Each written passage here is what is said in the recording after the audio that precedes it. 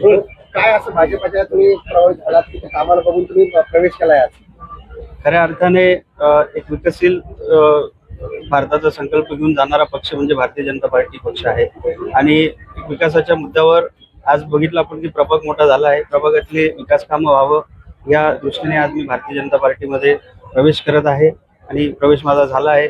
खऱ्या अर्थाने आम्ही जी हिंदुत्वाची विचारधारा घेऊन पहिल्यापासून चाललो होतो, आज पुन्हा त्या प्रवाहात मी परत आलेलो आहे, याचा मला मनस्वी आनंद आहे. तुमच्या म्हणजे किती कार्यकर्त्यांनी आता प्रवेश केलाय तुमच्यासोबत? आमच्यासोबत असंख्य शेकडो कार्यकर्त्यांनी या भागातल्या सगळ्यांनी प्रवेश केलेला आहे. अजून हळूहळू सगळे करतील.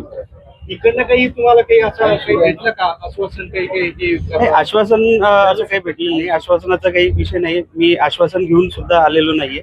परंतु मी अगोदरही सांगितलं की मी याआधी महायुतीच्या परिवारातून निवडून आलो होतो आणि आजही मी महायुतीच्या परिवारात परत आलोय, याचा मला मनस्वी आनंद आहे.